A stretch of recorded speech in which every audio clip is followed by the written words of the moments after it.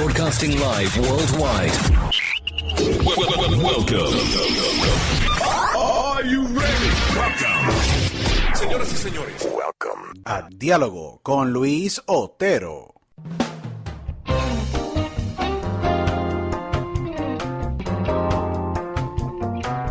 So welcome to everyone to a new episode, an exciting episode of Dialogo with Luis Otero. This is your host, Luis Otero. Thank you so much to all the thousands and thousands of people that they are listening to us every single week all around the world. I want to make sure that you guys follow us in all social media at DLuisOtero, TheLuisOtero, DLuisOtero in Instagram. We're over 98,000 followers. I want to say thank you to all of you as well. Just go to dialogoconotero.com, and we're over 28 platforms worldwide. You know, the tuning radio app, Stitcher.com. We're all Amazon Music and all Alexa and Echo devices worldwide. Go to Apple Podcasts and just write a review for us, and iHeartRadio, you name it. We're in every single platform streaming device in the world. And again, I want to say thank you to all of you. It's going to be a very exciting episode today. I've been watching this amazing actor, writer and producer for many years, but I have seen more in the acting side. This amazing actor was born in Brooklyn, New York, one of the best boroughs, in the city one of the cities that I truly love, New York City. And he was raised in the streets of Queen.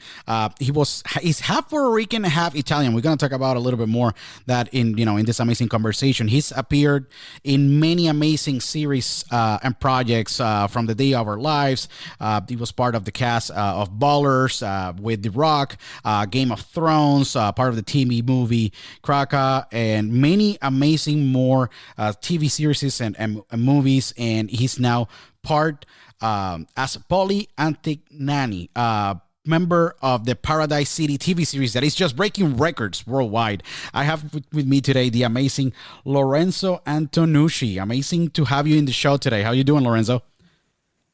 Thank you for having me. How are you? Everything well. And thank you so much for accepting the invite. I know that we've been working with your entire team, but congratulations in your success.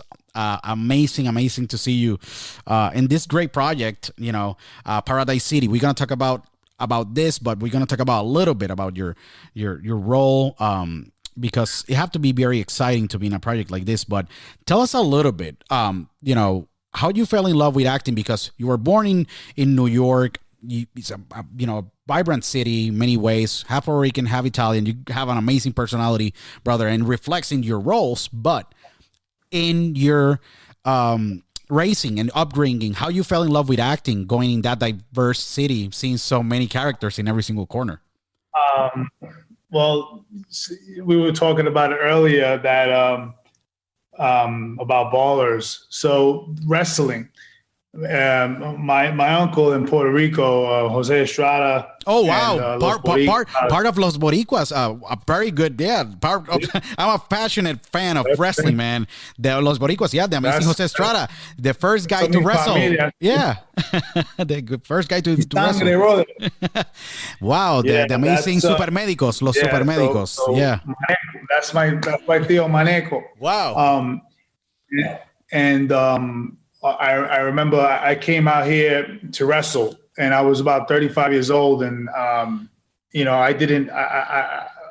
tried it for a year and a half. I was very big, athletic, and good, and fast. But the first 3 weeks I was doing it, he told me I was crazy because he said he didn't get to WWF until he was 27. He started at 22. Sure. So it was a very discouraging moment, and I was like, I had reservations about it. But when I did Ballers, I was talking to Dwayne Johnson, and The Rock and we were talking about wrestling because, he knew my uncle. He knew Jose Estrada. And he was like, yo, Jose Estrada, the wrestler, because Rob Weiss teed it up. Where I was like, yo, tell him who your uncle is. And he's like, it's more like my second cousin because it's my mother's cousin, Sure. And The Rock was like, yo, Jose Estrada, what? And then we started talking about, my wrestling, training with his cousin Rikishi. So like the family blood touched in ways of not Hollywood, not none of the Hollywood shenanigans that everybody tries to tap into.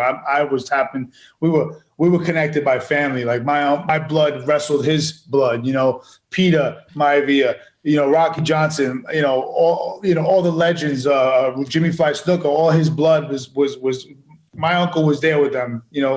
He remembered him, specifically. So, it was in my blood to come out here, but I didn't know about acting. I was in a band and I toured the world for 10 years doing that. So, I wasn't an actor trying to, I was never into acting. I always wanted to be Sylvester Stallone or De Niro, but I never, I didn't know how to do it. I was a guitar player. But when I was training for wrestling, my roommate at the time, Joey, was getting these checks from SAG, and I was like, "What do you do, bro?" I was like, "What is this SAG stuff?" And he was like, "Yo, I'm in 2.5 Men. I'm an actor." I said, "What?" So what do you mean you're an actor? I never seen you in anything. And he was my roommate, Joey Gayton, and he told me, "Go get your headshots, bro. You would kill it in this town." This was 2013. Wow. And then I was still trying to figure it out because I left the band and I was, like, what am I doing with my career? So then I started from there, and then I fell in love with the business. My first movie was a small movie with a humble cast. We got a lot of wrestlers in it. Jim Ross, he's not a wrestler, but he's a an announcer. He's an amazing narrator, one of the best. Page, Jake the Snake. And we had Ice-T in it. He's not a wrestler, but I'm just saying, like, this was our first movie that I was a writer on and a producer, and I was one of the leads. Wow. So, tapped into wrestling. Wrestling kind of brought me into the acting, and then, here we are. It's impressive because you talk about wrestling. I smile all the time because I'm a big fan of wrestling, and never in my million years, because you're such a great actor, but not only that, but you have a tremendous projection in every single work that you do. And I was talking this to my wife the other day. I said, like, the kind of like frame that you have, I said, might be of wrestling too. And I said, I never thought in a million years you were connected with the amazing Jose Estrada, El Super Medico, one of the best guys, the first guy to wrestle the Ultimate Warrior, give him the blessing to go into WWF and have that kind of background history. And it's interesting that, you had this great and amazing bloodline, and you performed for 10 years, if I'm not mistaken, Sworn Enemy, that was the band. And then when you tour the entire world, you find yourself just starting again, don't know where you're going to go, if you're going to go into acting, if you're going to keep in music, or how you can, evolve. And you land in Hollywood, and trying just to find your way to just extract more of your skills. And you go and start your career, like you mentioned, around 2013, and it's been skyrocketing since then, killing you. Then College Humor, then you do Champs, then Lucha Underground. Find it interesting because I was like, that's a federation. That's an amazing cinematic but wrestling show that lasted for many years in El Rey Network, and then you took off. Days, Hours, Lives, A Lesson in Cruelty. You've been nonstop in high level projects, and it's interesting because you apply the same discipline in your roles in your career. How do you have been able to keep that discipline of just starting to think, hey, I'm going to be a wrestler, then being able to introduce that into musician, and then having this great acting career now, and being able just to land in so many amazing productions like Game of Thrones, like Ballers, and now Paradise City? Well, I mean, it was a very, very, very tough journey because I coming in late at my age was very discouraging as it is. I was like brand new into acting and writing, and I didn't even know what I was doing, and I was brand new and I was already old. You know what I mean? So it was very, very like, what do I do? But what I did was I believed in myself enough to never stop. I never said no. It was an option. I never let never get in my way.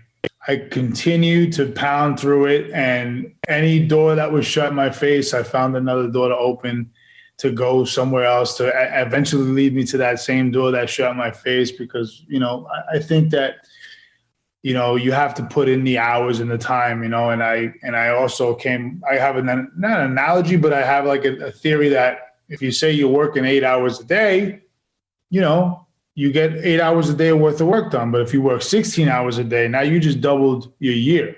You know what I mean? In 1 year, you're doing 16 hours a day in theory. Now you just did 2 years in 1 year. So I've never stopped. The minute I started, I've never stopped. And I took a lot of beatings, a lot of no's, a lot of, discouraging moments in my career, but I never gave in. And I was like, I'm going to take the pumps, like I'm going to take the bumps, like a wrestler and get up and keep going, No, it's definitely amazing because just having that fine mind frame, you're saying age. I don't see age. I just see skill, talent, and what they value you could bring to the table. But it's interesting because you break that barrier because Hollywood is an amazing, beautiful place to just create and be surrounded by amazing people with great mentality. But sometimes it's a very cruel place too, in order that, hey, you're like, after, you're 38, we might have to typecast you, and you don't want to be typecast. And you don't want to have those closed doors without you trying. And how was the mindset for you to just not only not never give up, but just at the beginning, say like the no's, they start to become uncomfortable until you break the barrier and you're like, you know what? More no's, more yes. And being able to break the barrier because they might have said, oh, you can be a very good mafioso type of style life actor. No, you have done everything.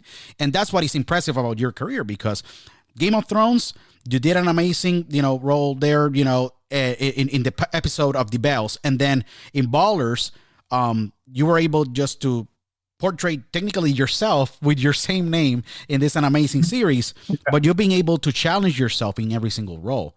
So what is the mindset that you have when you're going to take a role like the one now, like Pauly Antignani in Paradise City, applying that principle? You apply the principles like, I'm going to break a barrier here mentally that I had at some point, and I'm going to be opening more landscape for people like myself, that they are Puerto Rican and Italian. Sometimes they are not able to fit you in one or other role. Right. Yeah. It's a great question because I just pretty much I did everything that I had to do to, get myself in the room, and I did everything I had to do to make myself as available, as creative as possible. And I've never, let any typecasting or anything get in my way to bother me because I said, I'll do anything. I'll do whatever it takes to get to where I got to go because I love and believe in myself and I love the business and I want to be able to create and have fun doing so. So when you don't look at it as a job and you don't count on it and you still have the hunger and drive is what I think is the challenges you got to overcome.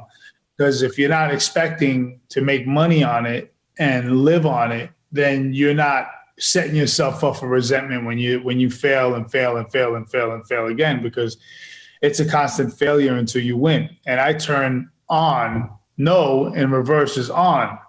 So anytime I hear no, I just, whatever, move on to the next one. And yeah, it's a tough pill to swallow sometimes, but with all the different roles that I've done, I wanted to do with, I want to do with all I want to be able to do what like the greats have done, like challenging themselves and doing all kinds of different roles. And I know that I can play mafioso. That's very easy. Or I can play the cop. I can play the jail guy. I mean, those are very, very, I guess, in the box thinking. But for me to outside the box thinking is where I've been trying to stay honing in on, and like Paul Newman. You know what I mean? Yeah. Like a modern day Paul Newman. Or I think that with Pauly from Paradise City is based on my best friend. So, I'm a writer on it and I'm an executive producer of the show. So, Pauly is based on my best friend and a little bit of me because I play guitar. He plays drums in my real band. He passed away. So it's a tribute to him. So I just have a lot of the way he would kind of dress in my opinion, and how, how much weed he liked to smoke in the RV and stuff like that. That's what I wanted to kind of pay a tribute to. But the actual character plays guitar, but in real life, Pauly played drums. So we were a very, very similar kind of guy. So it was not hard for me to channel him but it's a hybrid of him and myself. No, you have to be very personal this for you because, you were honoring, your best friend that was part of such an amazing project. One of the, one of the few great crossover trash bands like Sworn Enemy that you basically were so personally involved. Yeah, you guys were with Elektra. You guys were big. You guys were a big act. You guys left a tremendous legacy, and the crossover trash, hardcore punk, and I really like that music. And, giving him that kind of respect had to be very touching for you because you have to get into him to be able to give life to Pauly Antignani and be able to portray and give authenticity, but that kind of like paying the respects to that person that you really love so much that is no longer with us, unfortunately. He passed away in 2018. Had to be a healing process as well for you. It was very, very, I guess it was, at the time of doing it was very satisfying. It's very satisfying to see it and talk about it now. And, I felt really good doing it.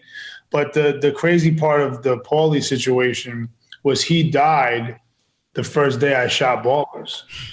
And the first day I'm working with Dwayne Johnson, like the best moment in my life. Oh my God, I'm with the biggest and best thing ever, next to sliced bread. And then Pauly is dead, and I have to be in that moment of that was a rough one. That was rough. So, paying the tribute and honoring him is very, very emotional, and I miss him. And,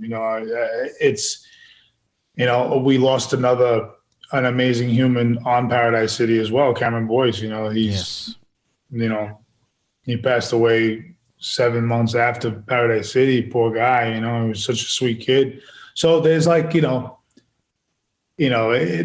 a lot of heartfelt passion that's inside of Paradise City. That's something that's, hopefully lives on, because think about it, like some of it's honoring a dear friend, and then, it's the last show ever, the last time you'll ever see Cameron Boyce perform in something where, unfortunately, he's not making anything after this. And it's tragic.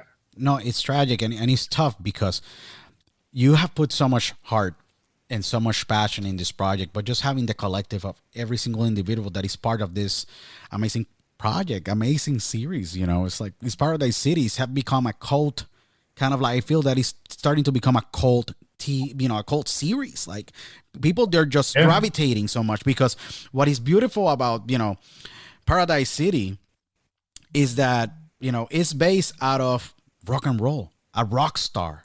And this is have to be so when you were working so personally in this project and just being part of the project as well. But, you're executive producer, and you're working and writing and involving every single aspect and detail.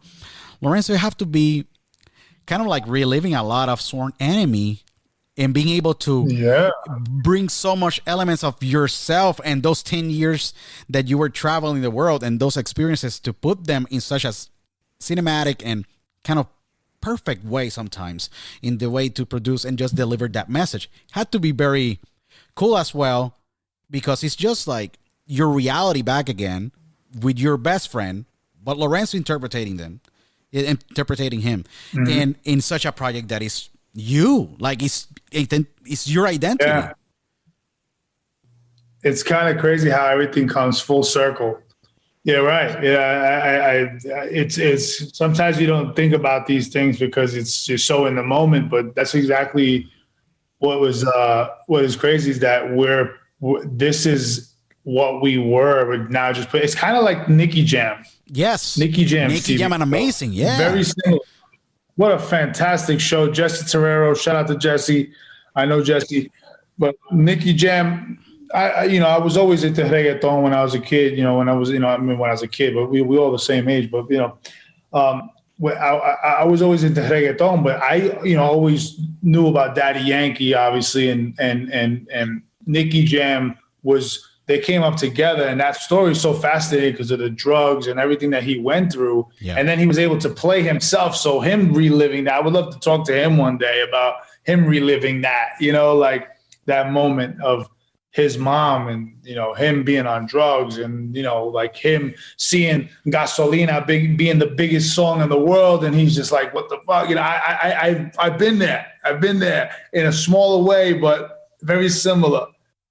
So yes, it definitely is reliving the past, but putting it on screen and creating art is what the beauty of it is, you know. I'll be more than happy to put you in contact with Nicky. I know him myself, you know, very good friend. And, you know, I have other people that I work with that I would love to see you both down. You guys will have such an evening talking about your lives, because he did it, you know, in his own way with a very rough childhood, full of trauma everywhere, and being able to get out of that and become the guy that he is today. And yourself, you sworn enemy, great childhood in New York City, one of the roughest cities to just be raised in, one of the boroughs like Queens, but you had Queens and Brooklyn. So it had to be very interesting, your diversity, and be able to put that in perspective with your career as a musician, now as a successful actor.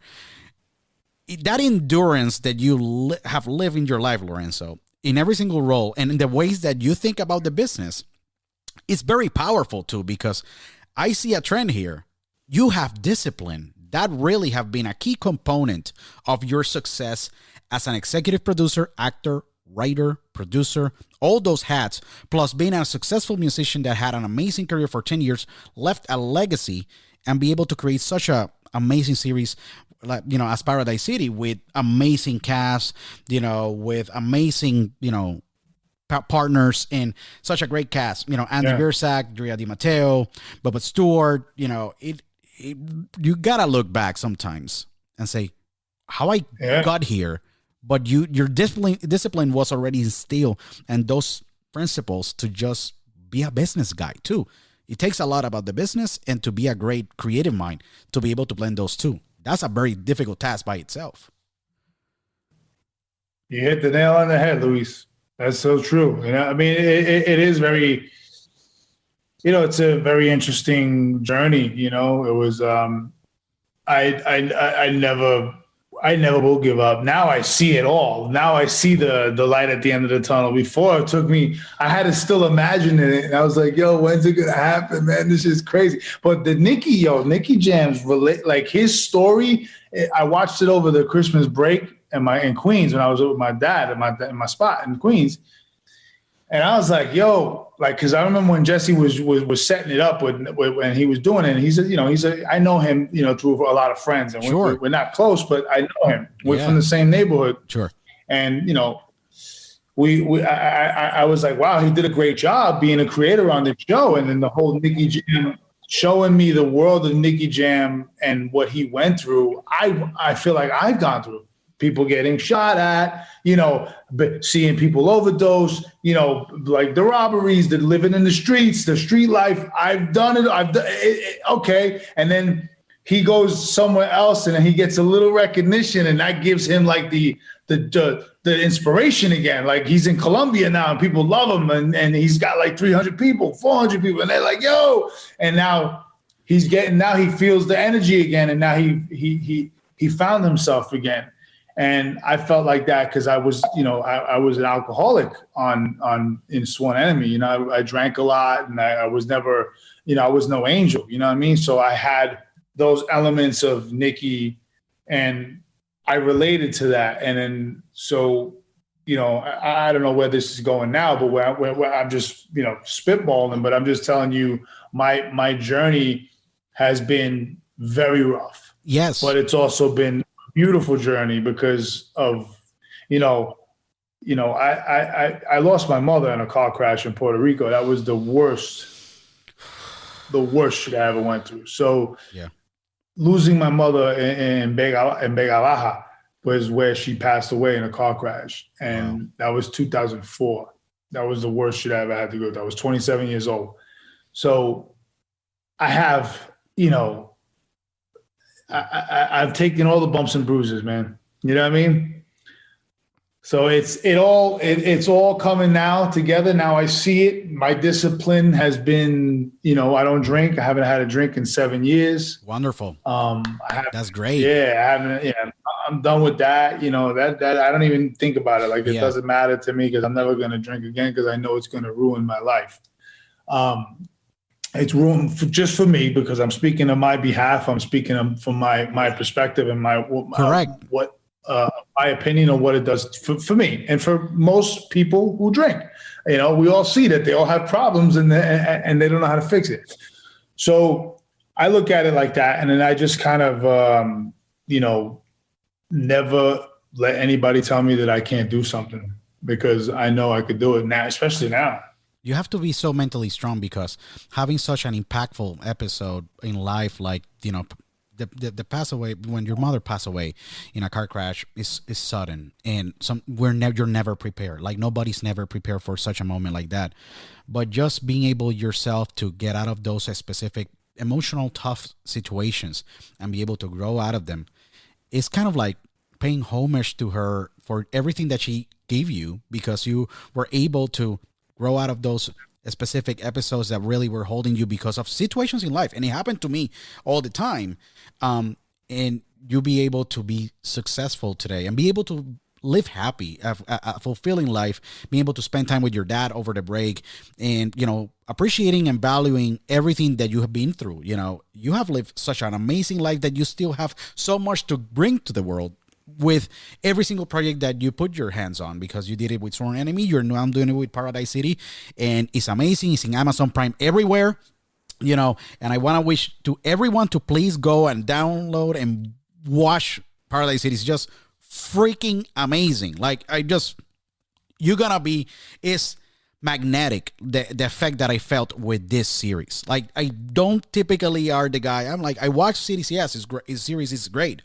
I thought I was like, I cannot stop just watching it now. I just have it in because it's such a great story. But with everything that you've been through, you're able to, pay homage to her, and be able with your roles to just heal a lot of those moments, and being able to look at when you get out of the role, because that's something that I see when you get out of a role, you have to sit down and look. I'm like, wow, I'm here. And I really I'm living my best life. Do you ever just pinch yourself every single day and just say, wow, like I'm doing what I love? Yeah. I definitely see it every day. I'm definitely grateful. I have amazing people around me. I have some of the most incredible, generous friends that are, very, very successful and very, very good people. And I am living a fantastic life, and I only see it getting better and better every day. And it keeps attracting more of the better people around me in the business. And I'm getting, and I'm very happy that I'm, very open about who I am and what, my culture and, I am Puerto Rican, I am Italian, I'm the best of both worlds. Yeah. That to me is, that's a Latino right there. And I'm very, very proud of who I am and where I come from. And, I come from nothing. You know what I mean? Yeah. You're the true American dream story of just working hard and, trying just to live the best way possible, because we take bumps on the road, but you being able just to stand up, take the dust out and keep moving, and being able to build a stronger foundation. And that's something I was going to ask you, because as an actor in the roles that I have seen you, they're really powerful. You really go more than just like what we're seeing. Like we really get the energy. There's a few actors that I really have experienced that watching them in roles. I see your roles and I can see the energy, or I can feel the energy. And that's a really powerful connection with the audience. But how do you get into the character of Pauly Antignani, in this case with Paradise City, when you go and just tape and film? And how do you get out of Pauly and become, again, Lorenzo Antonucci? There's a process mentally you go through to get into that character that is so personal with your best friend in such a powerful and strong set with so many strong and good people in the industry? Yeah, that's a good question, because I do know, being on set, we were working 16-hour days. And when I had to turn on the Pauly hat, and turn into Pauly, I still was working, worrying about, what the wardrobe girl wants and why she's, she's upset because she's not getting something, or what's happening with the director, or what are we doing with transpo, or what are we doing with location? Like all these things that I don't want to be thinking about, especially when I'm trying to get in character. So I think Pauly was method the entire shoot, I think that I was Pauly the entire time. They called me Pauly the entire time. A lot of people just called me Pauly. So I was always Pauly on that. And, the only thing I wasn't doing was smoking weed. If Pauly was Pauly, he'd be smoking weed, that's for sure. On work, on set, he just did not care. He was such a rebel. Yeah. Yeah, but that's how I because it was such an interesting, I guess it has to be kind of like, how do you tell, how do you ask The Rock, he's an executive producer of Ballers, and he just shows up and he's like ready to work, what I got to do and go. So sharp. And he's leaving to the next. Yeah. He's such listen, his work ethic is what I aspire to be. Like, that's what I want to do. Like, that much work and then some, I could just only imagine, I'm starting to get very busy myself, and I have, starting to build a team, but God bless him and his team, because he's a very inspiring, and Stallone is the most inspiring man in the world. Yeah, I agree with you. I've had the pleasure. Yeah. I've had the pleasure to be around him, 20 to 30 times in my life. And, I think that being men like them, who they wear a lot of hats, Stallone directs, writes, produces, and is a fantastic actor, and he's a genius. And he's a genius businessman. So, he wore all kinds of hats. I think that when you're in a character, it turns on when you know that you got to turn it on. Even if you're thinking you're method or not, or you want to be method or not, you kind of method if you got that technique or not. I mean, it just depends on your technique. So I think that he would be working, if he's not the lead in something, or if he was the lead in something, he's going to be kind of like in character the whole time and producing whatever, questions are being asked for him. If he's directing, when he was directing Rocky 2, imagine what he had to go through. I mean, he's directing it, and he wrote it, and he was the star, and he was the biggest thing in the world all at one time. So imagine how much all on him, you know what I mean? It must have been a lot. So I want some of that. Because I definitely would love to direct one day. I would love to, I produce and write now. So, why not try to direct? But, not now. I don't want to cram too much into I'm already spread a little too thin, But as my team grows, maybe I can, expand my horizons of what I want to do else, because I have a lot. I have a lot of aspirations, and some dreams, and some people may think I'm crazy, because I just want to do everything I want and let nobody tell me I can't. There's no crazy dream. There's always, how you improve yourself, because you're not competing with anyone. You're competing with Lorenzo Antonucci, and that's how you see yourself. It's like, I want to top it off and be able just to accomplish this and be able to build upon that and be able to live a life of purpose. And that's really important, because I gotta say, like, you're doing that now. You're doing life's work now. You have Paradise City, and you're working many other projects that there are a lot. But I was gonna ask you, like, how do you find inspiration? Just to an example, work in a project like this at Paradise City. You're executive producer. You're very involved in every single aspect.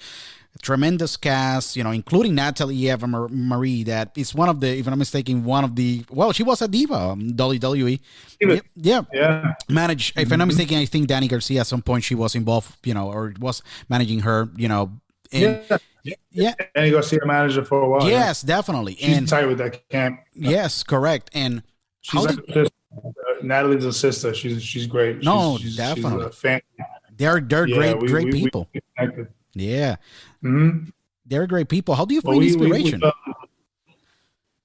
Say that again? Yeah, no, definitely. I was going to ask you, like, how do you find, where do you find inspiration? Because your brain have to be like 1,000 miles an hour right now. Or maybe when we finish this great dialogue, you're like, okay, how we can improve this project that I was working on. And then I'm just strategizing in this. You have to be all the time, like, getting inspired in so many ways.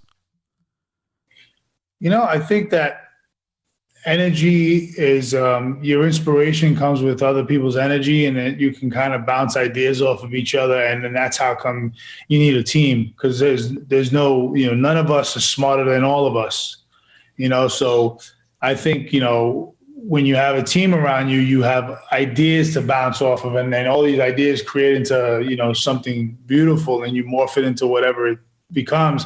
And just like constantly being hungry. Stay hungry, stay foolish, man. Steve Jobs.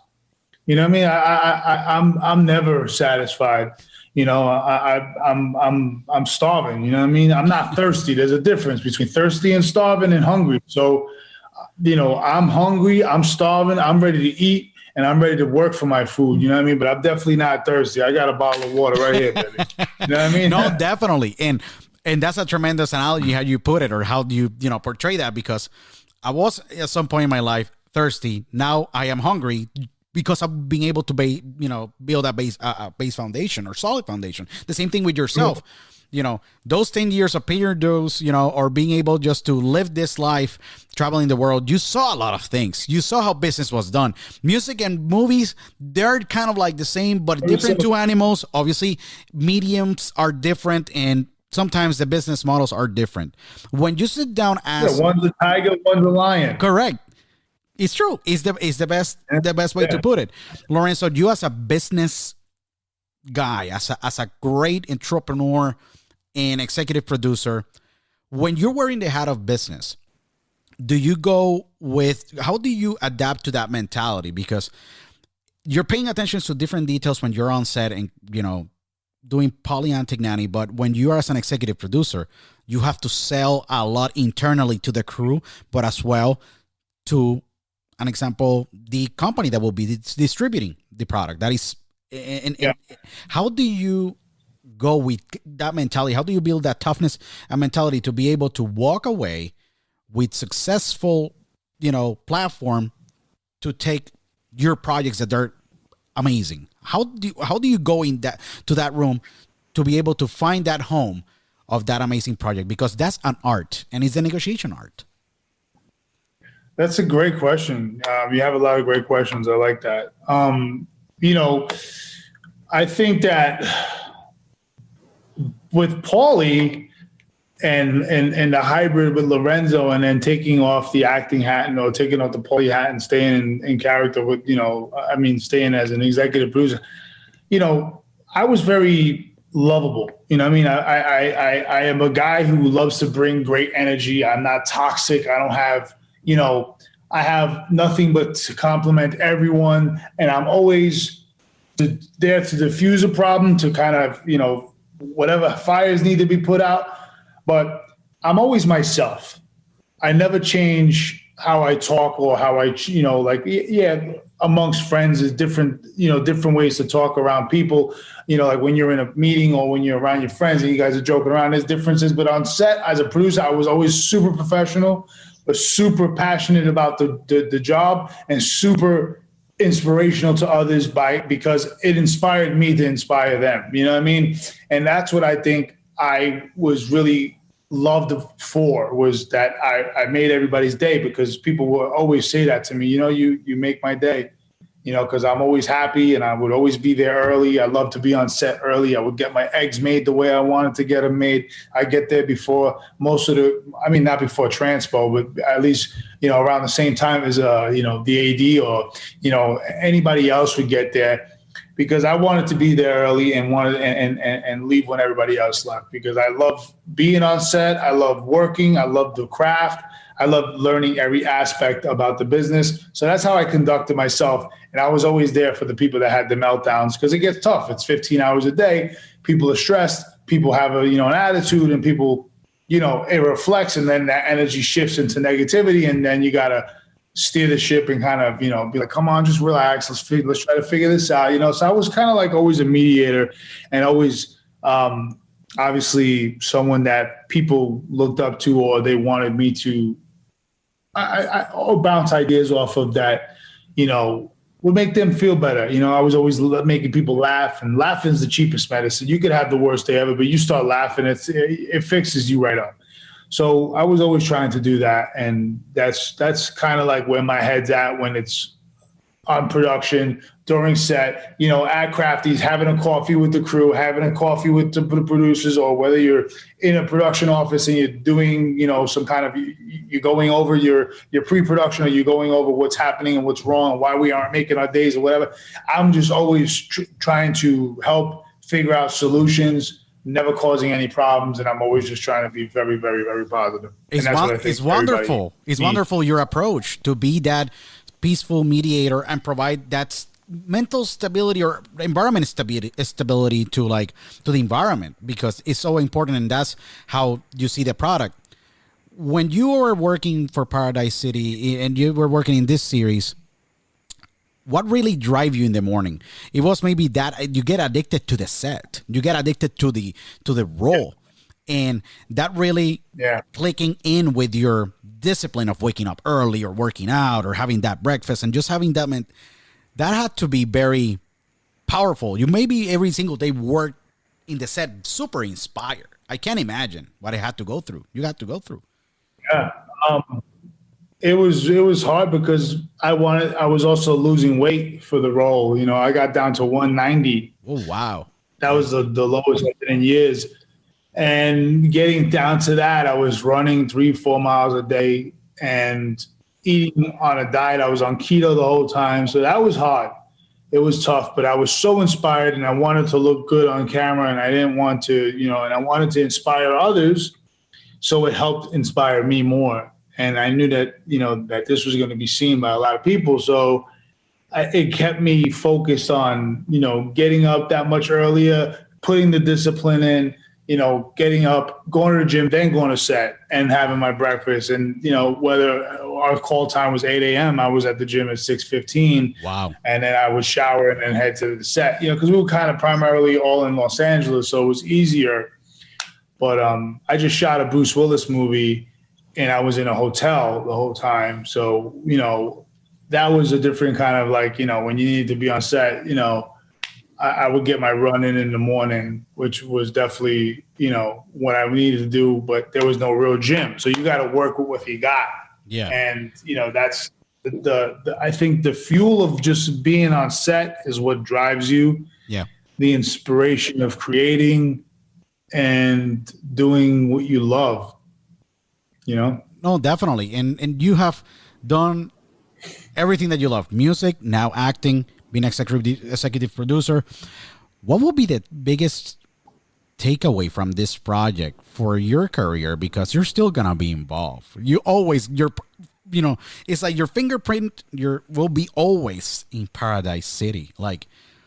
How do you feel leaving that legacy with this project per se and this amazing series that is in Amazon? Everyone have to stream it. It's freaking amazing. I will put it just rated 10 stars in IMDb. Super amazing. I loved it. I loved it. I was so glued to it.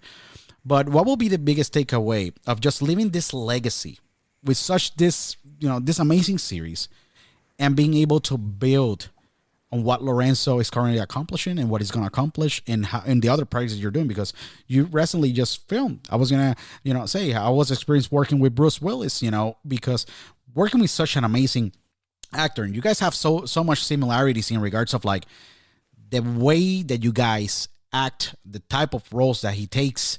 And I see some similarities that I was going to say, it had to be very amazing to be around here. Very amazing to be around him and being able to, apply that to your role in that specific project. But what is the takeaway on Paradise City? You're building a legacy that is going to live forever. And you maybe don't realize it, but Paradise City might set the precedent of how people are going to watch a music, rock and roll based TV series? I hope so. We know that a few of them came and gone because it didn't work, and for whatever reason behind the networks for not doing another season. We're hoping to get another season with this. We will know very soon. The traction is really good. So what I'm taking away with this is that I know I'm a doer. You're a doer. Yeah. I did it. No one can take that away from me. No one. If they wanted to try, they couldn't take it away from me. They know, everyone that knows me knows that I was a part of that from day one to till it just came out the other day, a week ago. So nobody can take that away from me. And I learned so much about television opposed to film. I learned so much about the business as far as all aspects. I learned so much about working with higher talent and what they're warranted for how much work and how much they deserve in this business. I've learned a lot. And what I take away is that, I don't take anything for granted. I'm very blessed that we were able to do this entire show independently, and it looks like it should be, it belongs on Amazon, or it belongs on. It is on Amazon. It's in Amazon, on Netflix. And it belongs to any big platform. The cast is ridiculously impressive. Like I when I look at the cast, I don't like to just go and look at the cast, but when I saw the cast, I was like, my Lord, like that cast is just impressive. And then the whole synopsis of just that controversial rock band, with ties to, Cold and the Maestros. And I was like, wow, like I already saw it. And then when you click that first episode, you're glued. Yeah.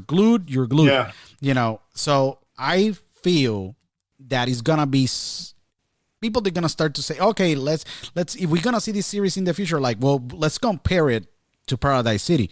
You have seen the numbers. You have seen the people engaging. It is impressive, the amount of people that they're talking about the series. It's the amount of impressions about this afternoon. There's over 15.8 million people engaging on Paradise City. This is debuted March 25. So, and as soon as you guys open, I was like, and it was in live in Amazon. Like, you see that the people is just impressive. You guys have 561,000 followers in the series Instagram. Like, that's ridiculous. That's, you don't see that type of growth of audience, like, so exponentially big in an era where we're flooded with content.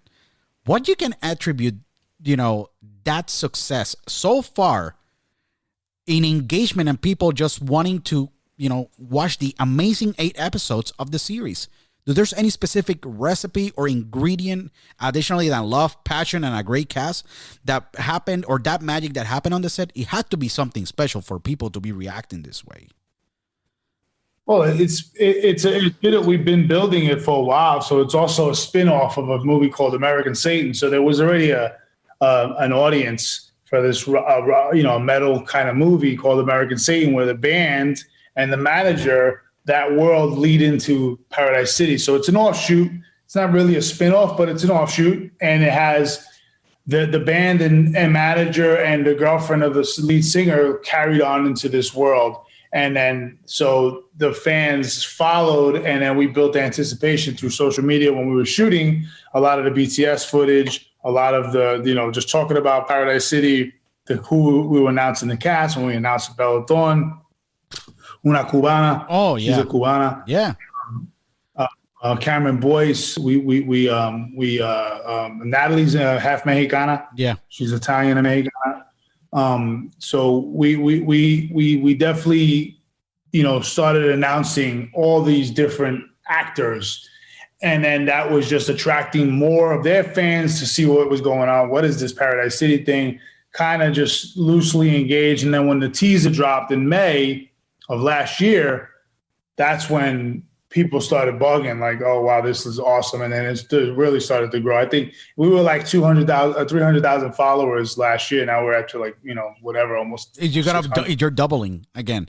And I can't imagine how your phone had to like be ringing all the time. Like, I can't imagine the amount of the expectation that was around this series, and then having all the executives and people like, how we can get our hands on this, and how much and many other opportunities, because we're only looking at now, you guys are in Amazon, billions of people can watch, Paradise City, that I will say you guys have to watch it. Go to Amazon Prime and watch the entire series. You're going to get glued.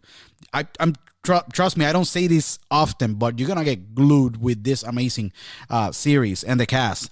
But it had to be very humbling when you went out March 25 and just seeing how the numbers have grown.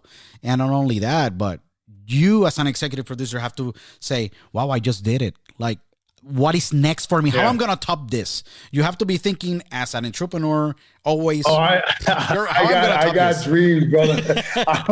Yeah. How I'm topping this. I already have my ideas of where I'm going. So I agree on like the like, what's the next, I guess, monumental moment and what's the next big step.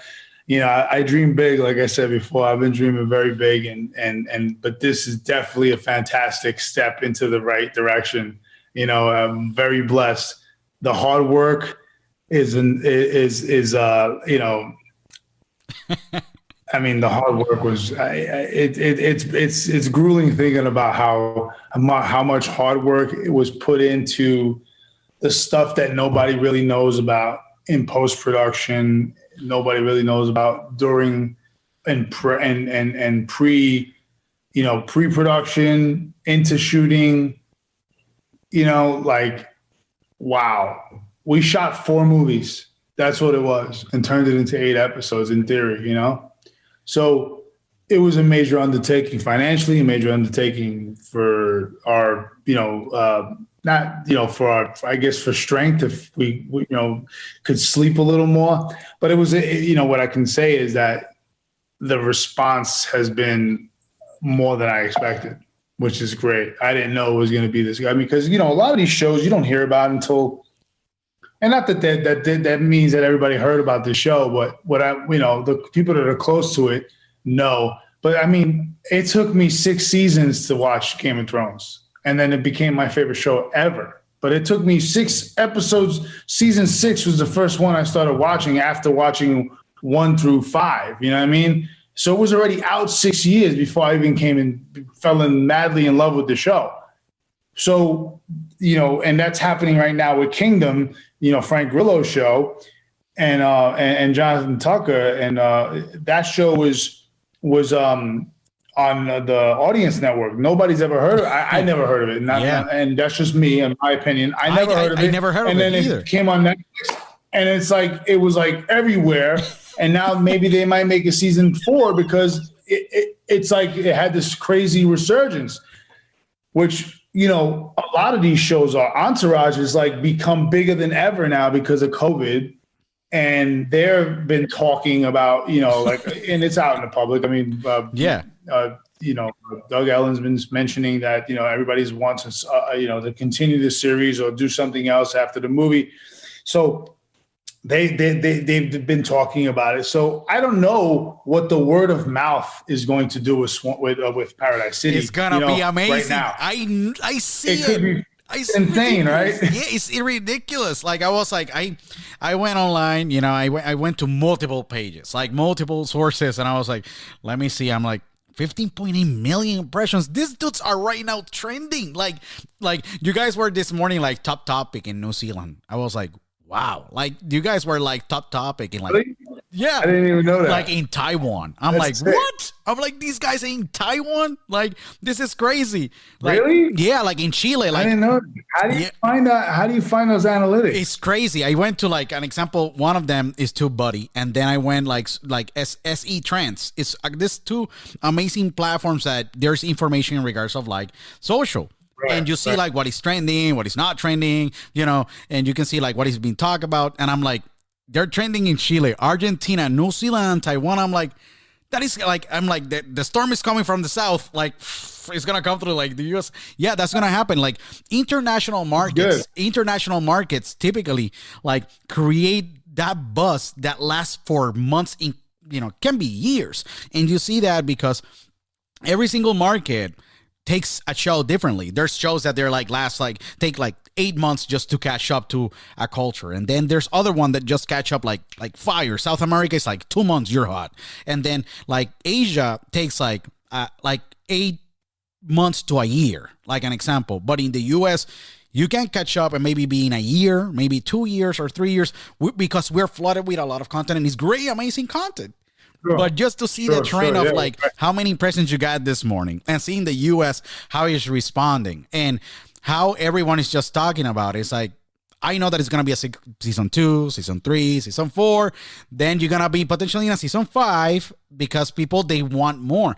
And I'm just only looking at the cinematics and the whole entire like project and as a series. We're not talking about the merchandise that comes with it. There may be other things that can come up from other characters that are highlighted, and will be other opportunities that they're going to come in your way because you have your hands in this impressive project. I will say it's impressive in the way that it was shot, and just to know that it's independent is even crazy. Tell Nicky Jam to watch it. I will definitely tell. I wonder if he likes any kind of rock. He definitely. I don't know if you heard. Yeah, he used to like rock, like I don't know if you know, but Tego Calderon, who is an amazing big name I know Tego Calderon was a metalhead. Dale was the first that was the first reggaeton hit, bro. Yeah, like Tego Calderon, and Luigi 21 Plus, that is another huge name too. Like those guys were metal hits. Like Tego Calderon used to be like, I like Black Sabbath. Yeah, Tego Calderon liked Black Sabbath. He liked Ozzy Osbourne. And Luigi 21 Plus was he's very famous. He got a song with J Balvin out called Siempre Va Venir King Papi, but he's he loves rock. He's like, oh yeah, I was listening like to Megadeth and like Cinderella and shit. I'm like, what? Yeah, Cinderella. I'm like, yeah, or like listening to like Motorhead. I'm like, this is crazy. Like the Ramones, you know what I mean? Like that's why I love like Sworn Enemy. You guys were hardcore punk, and we played Puerto Rico. We played Puerto Rico like 4 times. Yes. And, my boy Rafa was out there. But we also played in Mexico. And then when I left, they did a South American tour. But, we played TJ. We played Monterrey and Guadalajara. So much. Mexico City. But I got a picture of me, mi abuela, and my mother on a hamaca in Puerto Rico with an Overkill tape. Sure. I just bought Overkill, and I pointed it. I'm like 12 years old or something like that. And I'm holding this in the maca, and I remember buying it in the mall, the Casa Placita. Where's the mall in Puerto Rico? There's like Plaza Las Américas, está Plaza Riondo. Yeah. Yeah, that one. Yeah. Plaza de América.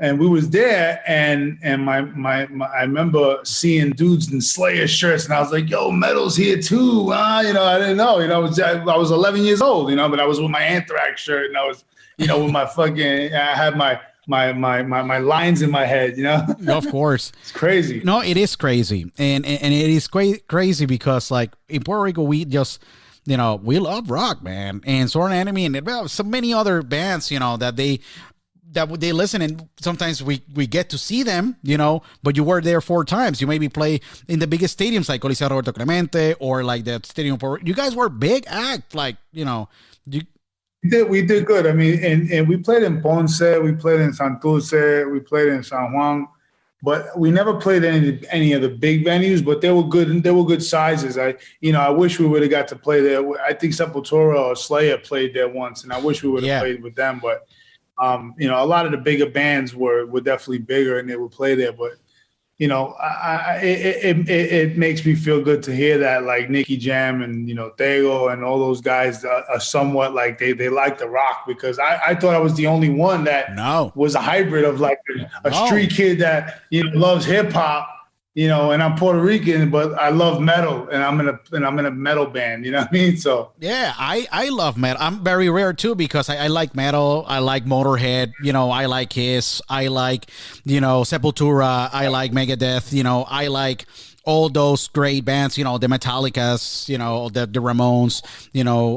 So many acts that I like, and as well, I used to like go to school and see like Nicky Jam or see like Lito and Polaco, that they were this amazing duo, or any of these guys.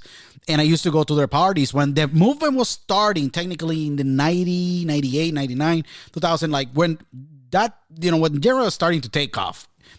Daddy Yankee started in 92, and a lot of people didn't talk about the Boricua Guerrero that was like Nas and Yankee and all those guys. Everything was done in New York. New York was the place. So you had to be listening to so many. I can imagine how much music do you have in your brain with so many styles and so many influences that you have here in Queens. In Queens, you had like dance hall. You had like, reggaeton, like rock. You had so much characters and people, and it is super diverse in the way that you are brought up. And I can't imagine. Yeah, 1,000,000%. The way I was brought up was definitely very, very, I'm listening to freestyle, I'm listening to reggaeton, I'm listening to rap, I'm listening to metal, I'm listening to death metal, I'm listening to regular rock, I'm listening to some Italian shit that my father's playing, so like I would listen to all kinds of music. And now I even like country, you know what I mean? But, before I'd be like, I don't listen to country. But we would listen to everything because I am such a hybrid of Puerto Rican Italian, that's such a, I'm exactly half and half. Yeah. My mother's from Vega Alta, you know what I mean? That's where my family is from, you know what I mean? So, and, my father's from Naples, you know what I mean? And my grandfather's from Sicily. So we just, the two completely, very passionate worlds, but very gangster worlds. You know what I mean? You guys, I was going to say, like, do that ever have been brought up in any conversation saying like, I am from Puerto Rico, there's a lot of gangsters in Puerto Rico, and there's a lot of gangsters in, like maybe the two collide, like will be like an atomic bomb of like, all these names, like, and I know a lot of the names, like, in the mafia in Puerto Rico, and I have seen obviously all the documentaries, and I read a lot about the Italian mafia and all the boroughs and all the Columbus and whatever names, comes from all these names, like the Lucchese's and whatever. And it's just crazy because I'm like, you had to, have like, you maybe thought of like, it's crazy. Like I come from two beautiful countries where there's a lot of gangsters. Yeah, my father, his cousin is Sonny Franchese. Wow! So my grandmother's first cousin, Sonny Franchese, and when my father first came to America in 1960, Sonny was trying to like, hey, make you, part of we'll bring you. My father says, no, I'm going to make it the suits. I want to fix to the suits. I want to make the suits for all of the gangsters. I don't want to be in the gang. And that's Filomena Mafetuna. That's my grandmother on my Italian side, and that's like they're from Palma, which is where Sonny Franchese's from, and it's great. I've never met him. He just passed away like a year ago. Yeah, but that's like my dad's second cousin. Just like Maneco. Jose Estrada is like my second cousin. It's my mother's cousin. Do you ever, with your life, such involve an example and have so much, wrestling around you? Because you live in New York, you may be the Bruno Sammartinos, and just listening to all these names. Jose Estrada was one of those pioneers, and still is one of the pioneers. One of the best teachers in the ring with the great, Johnny Rods, who was a big name in wrestling in New York. But just being, able to be close to the Madison Square Garden, and having him, in Worldwide Wrestling Federation and being around all these personas, do that ever really strike and you were like, you know what? I can do this too. I want to do it. But then life took you in a different role to Hollywood. That's where every single one of them wants to be, because that's where John Cena is currently now. That's where Dave Bautista is currently now. You have The Rock being, a guy that was there in Hollywood. You have Hulk Hogan. He's dominating. Yeah, he's dominating Hollywood. He's the guy in Hollywood. But you had like the Hulk Hogans, you had, the Stan Hansens already, at some point doing some Hollywood productions, but with having that wrestling pedigree. It's such a name, like the Estrada family. There is Rico Suave, that is the son of Jose Estrada, and then you have like his other brother that went to Los Boricuas in WWF. Yeah. So, do you ever thought I'm gonna start a promotion of wrestling, or I'm gonna like go to WWE? That was maybe the dream at some point, and then it shifted. But now that you're in Hollywood, do you have ever thought about creating documentaries for a lot of forgotten wrestlers from the island or maybe many other places? Because I feel that they're not documented as well as the WWE ones or the currently ones that they're very famous, but there's a lot of history. Puerto Rico was one of the hottest like territories ever in wrestling. If you want me to, I mean, I was schooled in class here in Sun Valley in California. There was a Mexican kid named Ricky, really good, high-flying wrestler, and he should be famous, this kid, but I don't know what happened. I mean, he was in my class, and I always thought he was a star. He was like, yo, you should do lucha, bro. I said, what the fuck? I'm not Mexican. I'm Puerto Rican. He goes, you fucking idiot. He goes, it was made in Puerto Rico. Lucha started in Puerto Rico. And I was like, oh, shit, I didn't know that. Yeah. I didn't know that lucha, the lucha style started in PR. I didn't know. I was like, I'm schooled. I learned something, and I think that would be a great documentary. And because I remember when Maneco had the masks when I was a kid, and when he would come on TV, my mom said, "Mira, Maneco viene, está ahí, está en televisión." And we'd be like, yeah, we jump up, and then he would lose. We'd be like, he was a giant. He would fucking lose to the. We're like, oh man, but he had to work. He was making, he had to do what he had to do. But now I understand the business, and those guys are forgotten about, and they're not as. And being that lucha did start in Puerto Rico, it would be nice if it was documented, and then you can get Jose Estrada and Los Boricuas, Rico Suave, everybody to talk about it, any of the Puerto Rican icons, and then you can get like perspective from The Rock and all these people. Yeah, that's a good idea. We could work on that together one day, because that would be something that, like as I elevate and your relationships, we can pull all these interviews from them and try to make something. It is amazing, because I had Savio Vega. Yeah, Savio Vega, the leader of the Boricuas in WWF. He was in the podcast like four weeks ago, and we were talking about and we were talking about the whole story, and he talks about Jose Estrada, Miguel Perez, and Antonino Roca, and we talk about all these big names like Bruno Sammartino, God bless his soul, one of the best, or I think the best WWF champion in the world, Italian. There's so much stories that they're forgotten, and people, they're like, what happened? They're asking like, what happened to this and what happened to that? Is so much story in there. I think that even can be created a whole, company and just like documentaries. But it's one of those things that with your experience and just being such a, you're a blazer now, you're breaking barriers and growing so fast. Do you have ever thought, how do you visualize yourself in the next 4 or 5 years with saying like, oh my God, I got access to all these stories, and I have this story that I lived that I think that it will be amazing for people to learn about or create a project like this? How do you see yourself just channeling that through with your entrepreneurial skills and being able to create content forever and leave such a legacy that I know that that's in you? Like, I want to leave something of good where people can entertain themselves for like hundreds of years, that Lorenzo Antonucci's name keeps just being named. Do you are applying, and you're taking all this maybe potential, projects, and you're saying like, how I'm going to channel those through, and how do you see yourself with projects that they come up to you and they will be part of that legacy that you're going to leave?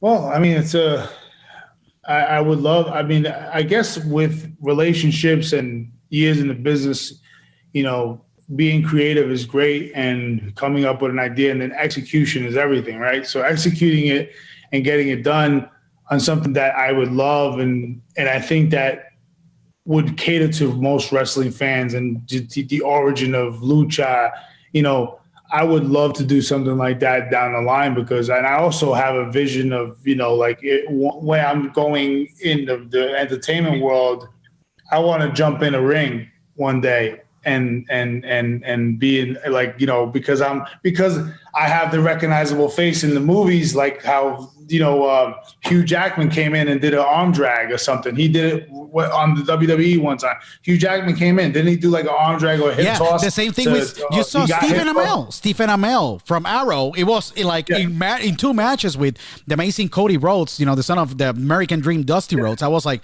you're gonna have Bad Bunny now, an example, and you're gonna have like Logan Paul, like in WrestleMania. I was like, the world is changing, and I know that the Rock and wrestling, or the entertainment and wrestling, they go super well, and I know that just stepping in the ring, at least will be something that you say, you know what, I did it in Hollywood, I did it in my own terms, everything that I have done in my life, and I did this too.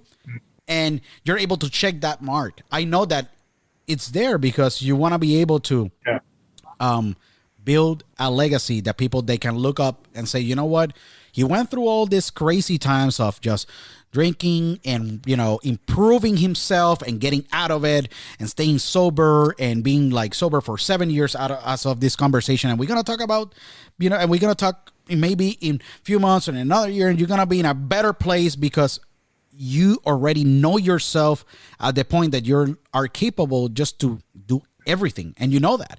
So just getting into that ring will be like a check mark. And then will be, what is next for you? That's been something I've envisioned that I want to get to, where I'm going in TV, film, and, having this social presence of Lorenzo Antonucci does this. But then I want to do reverse of what everybody else done. I want to go into the wrestling, but I want to just, like fun, short appearances, like how they would do it. But I have the skills. I've learned, by some of the best. And I want to, and then to be able to pull it off and it looks believable, at say 46 years old, you know what I mean? Like I show up on, the Monday Night Raw, and because people want to see who I am, what I mean? Like something like that, like, or even if it's AEW, whatever it is, but to show up and just, and be able to do it. It will be amazing because Tony Khan will love that. Paul Levesque, Triple H and Stephanie McMahon will be all over that. Any of those two, I think that there's value that you already have that pedigree, and life took you in a different direction. You were going to go and maybe hit the indies, Ring of Honor, Pro Wrestling Guerrilla in California, all those great federations, because maybe that was a track, or maybe you were going to go to Mexico, AAA or Consejo Mundial de Lucha Libre, and you were maybe going to be, that persona, that wrestler, and travel and maybe go to Japan and do New Japan. But life took you in a different direction. You went music, and then now you are making it, and you're not taking anything for granted because you're working even harder now than before. But do you still miss going and doing wrestling? Do you miss that too? That you're like, I miss. Yeah. I'm going to show you a wrestling picture of me that I had, that I missed because I had it. I had the look. I had it all, man. I could have did it. Look at that. Oh, wow. Yeah. You definitely will be able to do an amazing career as a wrestler. Yeah, you were bump and everything. Yeah, and you had the ring work. You were able to be maybe a technical wrestler, work the ropes, and you have it. So the question is when and where is going to happen, Yeah. Yeah, well, I always talk with Enzo Amore. He's a good friend of mine. Wow, the great Enzo, and it's amazing. That guy and his mic, obviously with big cast, and what he was able to do, because he came out of wrestling, went to WWE Performance Center, and his mic is on point. He can sell any single match on when he's doing a promo, and the music is so Italian at the beginning, and he keeps that authenticity, of being an Italian, and bada boom, who the guys in the room, and that kind of like style brings a lot of we had a similar thing, him and I, and I had Bing Bang Boom, and of course the How You Doing, and all I'm over here now, like there was a lot of the similarities for Enzo. And when we seen him come on, we were like, yo. Look, it worked. You know, it would have worked because they were developing me to do that, being Ash. And he was already in the process, and it worked. So me and him joke around and he's not even, his name is Eric. I'm going to FaceTime him. Let's FaceTime him just so we could get him on your show. No, that will be awesome. Let me just find him. I know so much of his career. Let me just see if he'll pick up. But because he Eric Arndt, that's his name. Yo, Enzo, hold on. I'm on a podcast and this guy's a big fan. Mr. Enzo Amore, what's going on? Ooh, bada boom. Who the guys in the room? Where is he? Who the guys in the room, Mr.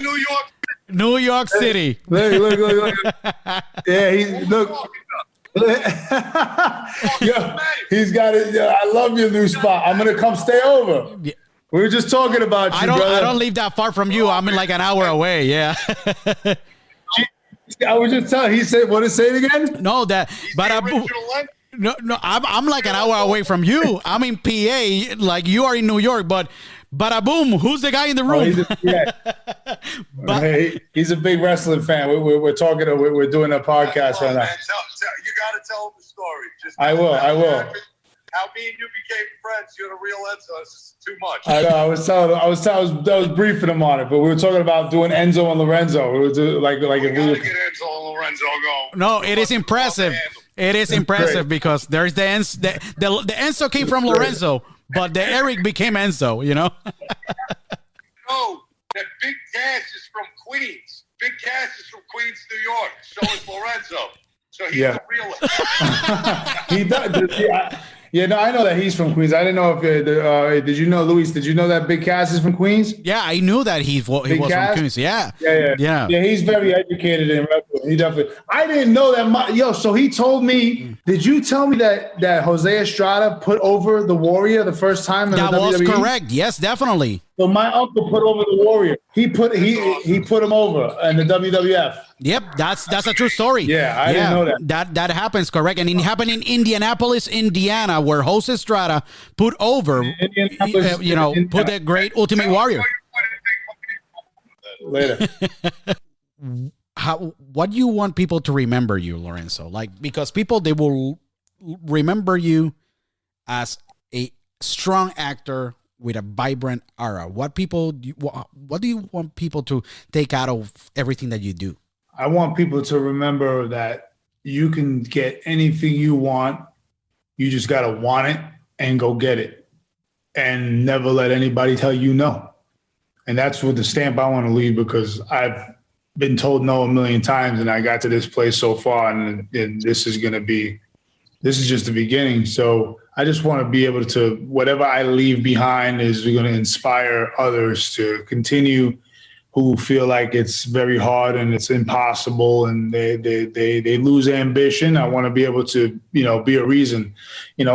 Rocky's one of the main reasons, come on, the guy's got statues. He's the biggest icon of the world, as far as an actor. He's got statues all over the world of his.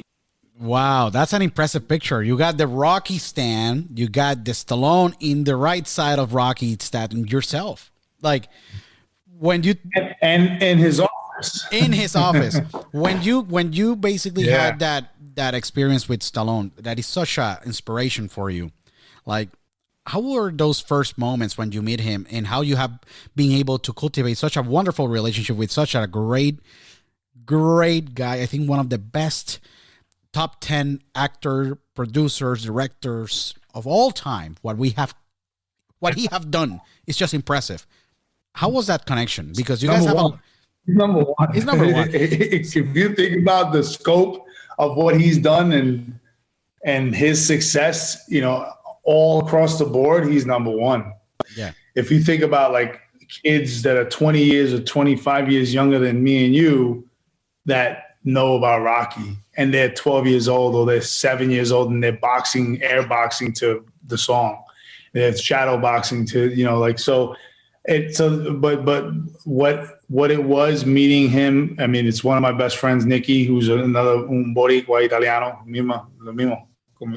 His mother and his father's Puerto Rican Italian, just like me. And he's partners with him. and I met him through him. And we go to his house and work and hang out, and we have a great relationship. But the minute you have a conversation with him and he's looking at you and asking you things about yourself or asking for your opinion, looking for an opinion, it's a very, very overwhelming feeling, you know, and it never gets old. No, that I know that it never gets old, and it's what is crazy and a fact for everyone. This is why we're talking about Stallone in this part, because Lorenzo have a wonderful friendship from him, but what he have accomplished is just crazy. How crazy is this, guys? Rocky, just a fact here, you know, without taking credit to Paradise City, one of the best series that I have seen in the past 10 years myself. And I've been saying that in the podcast because it's just freaking amazing. Go to Amazon Prime and download it. Rocky budget was $960,000. The box office was $225 million. Just figure that out, you know? That's impressive task to just accomplish that, and being everything done by, you know, by Stallone, and it's just ridiculous. Luis, you want more full circle? Yeah. The creator of Paradise City, my partner, who used to be my agent, that's Ash Avildsen. Yeah. His father is John G. Avildsen. He directed Rocky 1 for the crazy. Yes, I was gonna say. And I was like, what message you want to give to everyone that they're listening and they listening to this interview about yourself and how they can follow you in social media? I want everyone to follow you, Lorenzo. You can follow me on Lorenzo Antonucci Jr. at Lorenzo Antonucci Jr. So that's at LORENZO ANTONUCCI JR. You can follow me at The Real Antonucci on Twitter. Obviously I'm Lorenzo Antonucci on Facebook. What I want to leave off with is to always believe in yourself, never give up, never give in, and always follow your gut. Your gut will never, ever lie to you. You know, you have two brains, you know, one in your gut and one in your head, and always trust your gut, because it's going to be, you know, you're going to regret it when you don't. So believe in yourself and know that you can do anything you want, anything. Amazing way just to close the podcast, man. You have said it, and I have said it so well. This is your house. Anytime, and I'm saying anytime you want to come back, this is your house, and we'll have a chat and we'll talk. And I know that the thousands of people that they listen to us will freaking be stoked just to, you know, hear more about what your projects and everything, man. And I appreciate everything that you're doing for us, for all the people that they aspire and they dream. You know, you don't have to give up. You have to give us life with Sworn Enemy. You have to give us life with your, you know, projects with Paradise City, with your roles. And we hope you give us, for the next 200 years, you know, more life with every single role that you do. So it's super awesome to have you. I appreciate it, man. Thank you so much. No, awesome. And this is your house anytime. Thank you. It was a pleasure meeting you, Luis. What an amazing conversation and dialogue with the amazing Lorenzo Antonucci, executive producer and actor who portrays Pauly Antignani in the amazing series in Amazon Prime, Paradise City. I want to thank everyone that they're listening to the show and to the podcast in this episode. It was truly amazing to have Lorenzo. Please follow us in all social media, in Instagram at the Luis Otero or Dialogo con Otero, and we'll see you next time in Dialogo with Luis Otero. Thank you.